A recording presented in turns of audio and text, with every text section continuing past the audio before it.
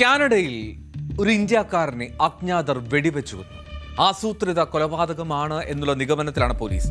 അക്രമികൾ വെടിയുതിർത്തത് അദ്ദേഹം കാറിലിരിക്കും.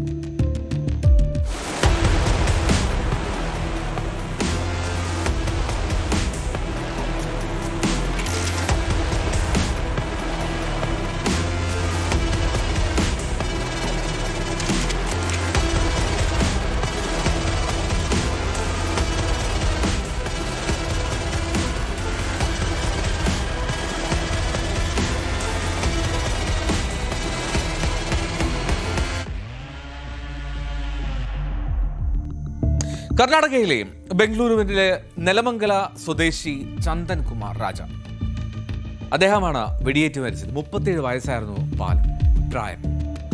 ബംഗളൂരുവിൽ നിന്ന് ഏതാണ്ട് 47 കിലോമീറ്റർ അകലെയാണ് ശരിക്കും അദ്ദേഹത്തിന്റെ ആ സ്ഥലത്തിന്റെ ഇടം. അതായത് ത്യാമഗുണ്ടലു എന്ന ഒരു കൊച്ചു ഗ്രാമത്തിലാണ് ഈ ചന്ദന്റെ കുടുംബം താമസിക്കുന്നത്.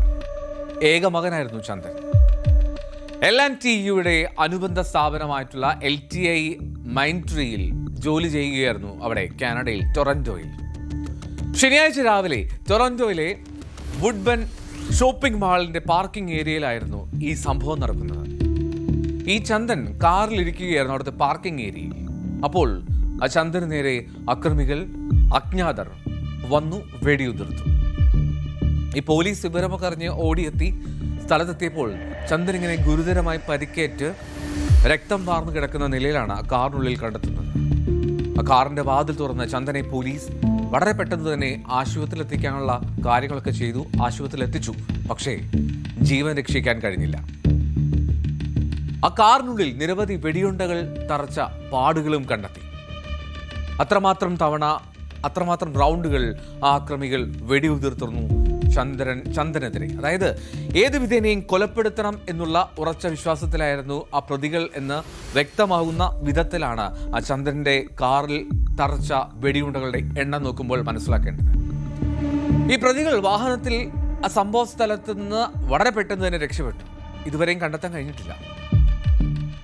ആ നാട്ടുകാർക്കിടയിൽ, കാനഡയിലെ ഇന്ത്യൻ സമൂഹത്തിനിടയിലെങ്കിൽ പോലും വലിയ തോതിൽ ഈ സുരക്ഷ സംബന്ധിച്ച ഒരു ആശങ്കയ്ക്ക് ഈ മരണം കാരണമായിട്ടുണ്ട്. കരുതിക്കൂട്ടി ചെയ്ത കൊലപാതകമാണ് ഇത് എന്ന് തന്നെ ഉറപ്പിക്കുന്നു പോലീസ്.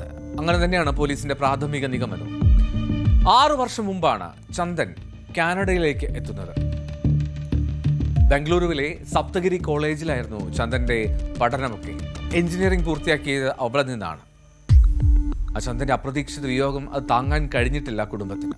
ഹൃദയം തകർന്ന മട്ടിലാണ് ആ വീട്ടുകാർ, ആ അച്ഛനും അമ്മയും ആ വാർത്ത ഏറ്റുവാങ്ങിയത്. കാരണം അവരുടെ ഏക മകനാണ്.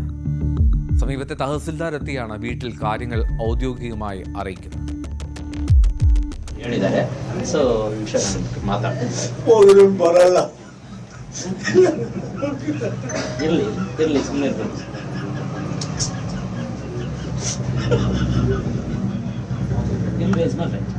ಸರ್, ಅಲ್ಲಿ ಮಾಹಿತಿ ಏನಾಗ್ತಾ ಇದೆ ಅನ್ನೋದು ನಮ್ಗೆ ಯಾರಿಂದ ಮಾಹಿತಿ ಬರುತ್ತೆ?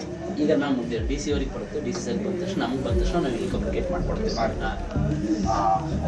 ತಾವು ಏನ್ ಮಾಡ್ತೀರಿ ನಂದಕುಮಾರ್ ಅವರೇ? ನಾವು ರಿಟೈರ್ಡ್ ಟೀಚರ್ ಸರ್.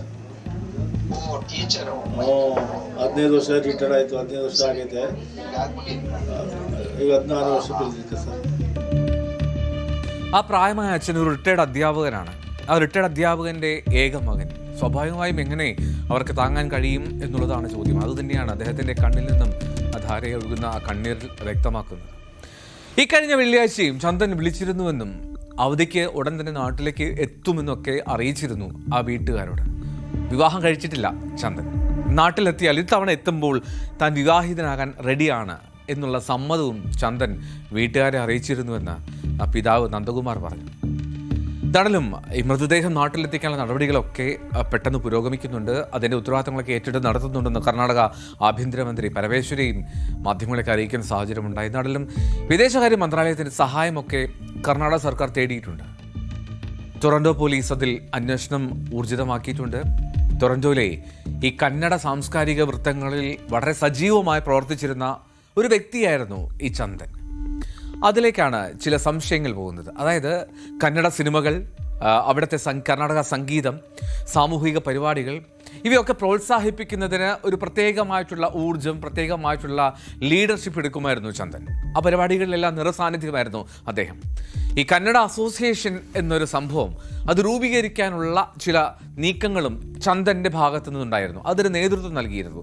അതാണോ ഈ കൊലപാതകത്തിന് പിന്നിലെന്ന് ബന്ധുക്കളെങ്കിലും സംശയിക്കുന്നുണ്ട്. പക്ഷേ പോലീസ് അക്കാര്യം സ്ഥിരീകരിച്ചിട്ടില്ല. ഇനി നേരത്തെയും ഈ വീട്ടിലേക്ക് വരുന്ന കാര്യം സംബന്ധിച്ച് വീഡിയോ കോൾ ചെയ്തപ്പോൾ ചന്ദനോട് അച്ഛൻ നന്ദകുമാർ പറഞ്ഞതാണ് കഴിഞ്ഞ മാസത്തിൽ വീട്ടിലേക്ക് എത്തണമെന്ന്. അദ്ദേഹം ഇന്ന് കണ്ണീരോടുകൂടി പറയുകയാണ്, അന്ന് എൻ്റെ വാക്ക് മകൻ കേട്ടിരുന്നുവെങ്കിൽ ഇപ്പോൾ ഞങ്ങളോടൊപ്പം അവനുണ്ടാകുമായിരുന്നല്ലോ എന്ന് പറഞ്ഞായിരുന്നു അദ്ദേഹം എണ്ണി പറഞ്ഞ് കരഞ്ഞത്. എന്തായാലും ഒരു ഇന്ത്യക്കാരൻ്റെ ജീവനെടുക്കുന്ന സാഹചര്യം, അത് കർണാടക സ്വദേശിയാണ്. കാരണം എന്താണെന്ന് വ്യക്തമല്ല, ആരാണ് അക്രമികളെന്ന് വ്യക്തമല്ല. വളരെ അജ്ഞാതരായിട്ടുള്ള ആളുകൾ കാറിലിരിക്കുന്ന ചന്ദൻ എന്ന വ്യക്തിയെ 37 വയസ്സുകാരനെ അതിനിഷ്ഠൂരമായി വെടിവെച്ചു കൊന്നു കാനഡ ടൊറന്റോയിൽ.